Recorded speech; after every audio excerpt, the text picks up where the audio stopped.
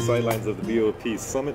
My guest here is Steve Wright with Grameen Foundation. He's the VP of Poverty Tools and Insights. And it's a real pleasure to have you guys, a friend of NextBillion and NextBillion Financial Innovation, a content partner of ours, so we appreciate your time today. Well, thank you for the opportunity. Our pleasure. So I wanted to ask you, so far, what stood out for you in terms of the conference's goal of developing a BoP 2.0? If you've heard anything that makes you either hopeful or frustrated about the possibility of that happening, or that maybe points in new directions or new ways of thinking about the domain. Yeah, so the thing, just first blush, that I liked was the structure of the conference. So it was a bit of an unconference type of structure.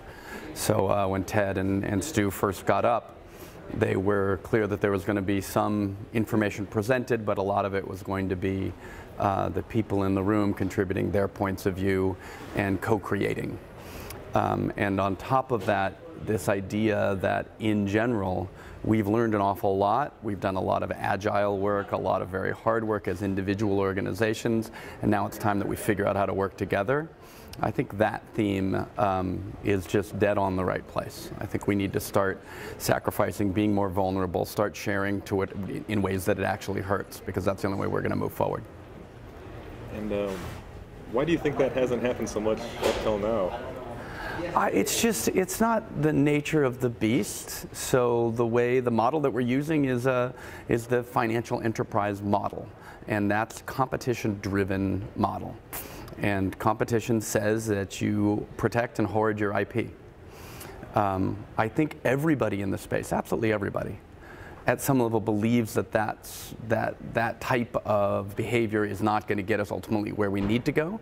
We have to figure out how to share more aggressively. We have to share equitably, but we've got to figure out the ground rules, and we're not there yet. That's another thing that's come up more than once, that serving the BoP shouldn't just be the job of social enterprises, but that multinationals need to get more involved. Yeah. I wonder what you feel about that, and if you see any movement in that direction, or what might need to happen to make it move fast. Yeah. So there's absolutely movement in that direction, and there always has been. So multinational corporations, so Unilever recently counted and found that somewhere between 1.5 and 1.8 million smallholder farmers are at the source of their supply chains, right? So Unilever is clearly doing business at the base of the pyramid. Coca-Cola on the panel today, she talked about they don't have line of sight to the smallholder farmers that are also at the source of their supply chains. So I think part of the issue is that multinationals, multilaterals, they have already deep impact on the base of the pyramid in social enterprise in general. They just don't know what it is. And in many cases, it's probably negative. If they have no idea what the context of the quality of life of those, say, smallholder farmers are, then they have no way of knowing how that smallholder farmer is being paid and is being treated in the context of their supply chain. We know clearly that farmers are underpaid. Smallholder farmers are underpaid for the work, and there's poor technical assistance, so they can't get the quality and the quantity of their crop prices up. They're also really, they're sorely unable to negotiate for their value in the market. Right, and all of those sorts of things are equity issues that we have to fix in the context of doing business internationally. And I mean, can a multinational take that long view without compromising their need for, I guess, short-term market share and profit? It's to be seen. I think that the central issue is negative externalities, and whether or not they're building, these companies are forced to build cost that they create and push off to the communities, whether or not they're forced to bring that cost onto their own ledgers. If we can find those scenarios that force that, right now our only real lever is reputational risk, and Denise from Coca-Cola spoke about that today on the panel, is that they have reputational risk relative to their customers saying we want to know where the sugar comes from and those sorts of things. And so if traceability, I think, is probably a huge piece of this puzzle, and there's a number of companies working on that, giving consumers visibility into the farmers that created their products. Certainly that was the aim of fair trade. Fair trade is actually waning right now from my point of view, which is really unfortunate. And so we need to figure out those sorts of traceability paradigms so that consumers can play a role in this puzzle. I wonder if you could talk a bit about how your work at Grameen helps organizations to better identify what the poor really need and whether or not the services or initiatives they're offering are actually helping. Yeah, well, thank you for the question. So the team that I work on is the Poverty Tools and Insights team, and in that team we have two different specific tools. So one is the Progress Out of Poverty Index.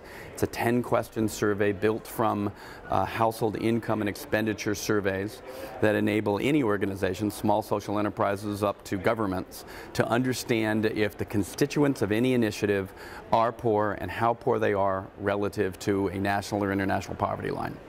And so we have over 200 of these organizations that we know of that are using the PPI. It's freely available via progressoutofpoverty.org. Anybody can download it, and so that's why we know there are more than the 200 that we've worked with specifically. One of the major barriers to entry to using that tool effectively, because when you download it from the website, it's a PDF. So one of the major barriers to entry to using that tool effectively has been technology. So the next tool that we've built is TaraWorks. So Grameen Foundation has been working in mobile technology in the developing world for over 10 years now. We have our Community Knowledge Workers program that comes out of Uganda and Colombia. We previously working with a social enterprise, PT Rumah in Indonesia, built some micro-franchising technology.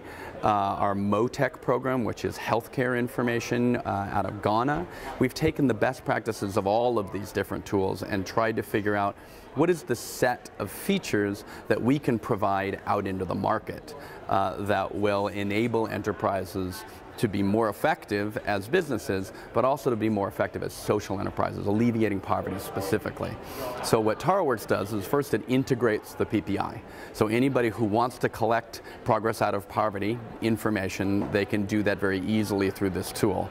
But they can also manage a remote workforce. So we have 25 signed social enterprises today, many more in the queue.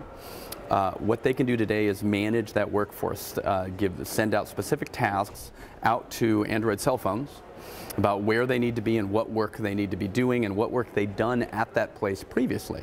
So Honeycare, which is a beekeeping micro-franchise, is one of our customers. They may have gone out, they may have an employee that had gone out to a hive previously and found a problem with that hive. The next time they visit, they can see that there was an issue with that hive that they need to revisit.